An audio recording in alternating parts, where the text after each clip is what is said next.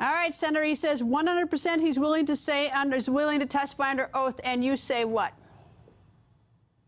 Well, that was quite a surprise, but I say, great. Why doesn't he come and testify under oath? I think we want to get the truth out here. I do think, as you know, as a someone who has practiced law for a significant period of time, that the special prosecutor, former Director Mueller, when he tries to get to the bottom of what went on here with Flynn and others, he's going to talk to other witnesses. It's not just going to be a he said situation in any of these investigations. There will be people that they spoke to at the time. There'll be evidence in writing. There'll be other things they'll be looking at. And, of course, the number one on our list would be the tapes. If those tapes do exist, and when the president said that we'll be disappointed, it seems like a little clue that maybe they don't exist.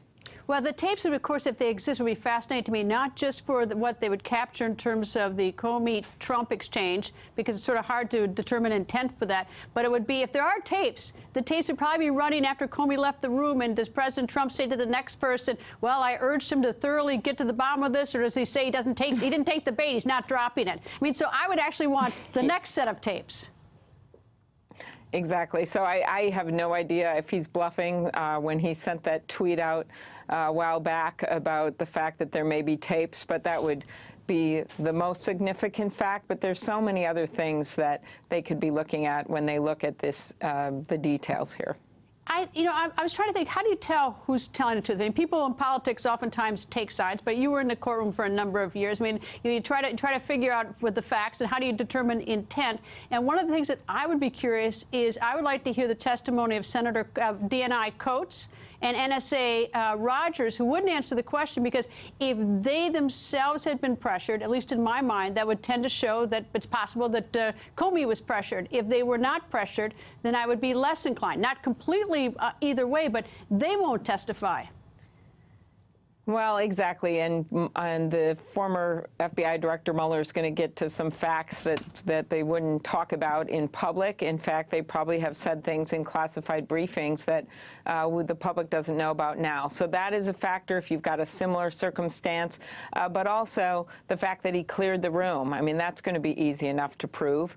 Why did he clear the room? And so there's all of that circumstantial evidence that he will be looking at. But I think the bigger issue here, when you look at what is really going on here, besides the dramatic testimony of Jim Comey that we heard yesterday, and by the way, I thought my colleagues did a good job of keeping their cool and really kind of staying away from partisanship and did their jobs.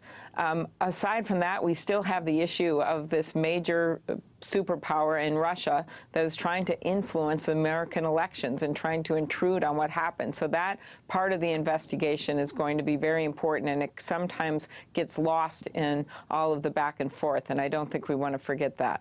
And, of course, you're going to have a chance to vote maybe on sanctions next week and whether to up the sanctions against Putin and Russia, maybe to help them feel a little bit more pain. All right, you're on the Senate Judiciary Committee, and your committee has now asked, it's written a letter, both, I think it's bipartisan, to the professor at Columbia who was sort of the cutout for former Director Comey. Former Director Comey wanted to get the information to the press. He didn't want to put his fingerprints on it, apparently, and he did it through a cutout. You now want that letter. Are you going to, that memo, if they have it, do you think you'll get them?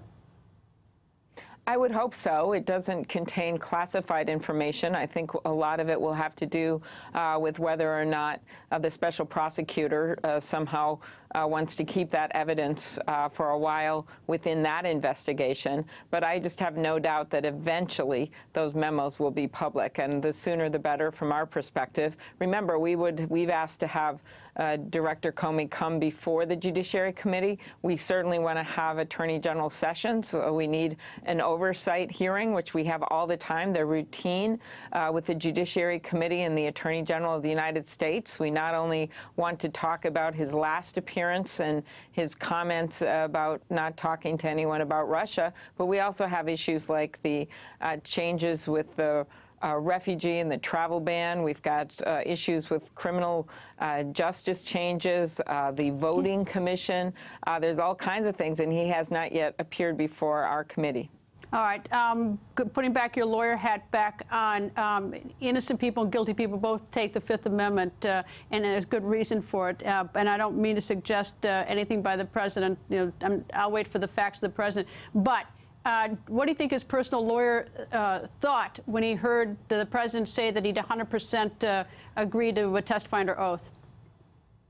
I have no idea. I just know that I have known Jim Comey for a long time, as you noted, since law school. I know that he's someone of integrity. I know that he knows what it means when he's under oath. I find him to be a cautious person.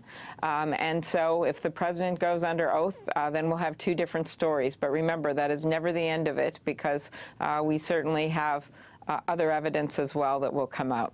What do you make of the fact, though, that he apparently disagreed with Attorney General Lynch in terms of how she interpreted the? He testified yesterday that she wanted him to refer to the Clinton investigation as a matter, and he wanted to refer to his investigation, because apparently I think they have different versions of what happened. Yeah, I know. I think she had a spokesperson come out with a different version today, so I don't know what the facts are. I just know that when he told that story, I thought about what he's like. He likes to go by the rule and have protocol, and obviously I didn't like how he handled the Hillary Clinton email investigation. I've made that very clear, including on your show.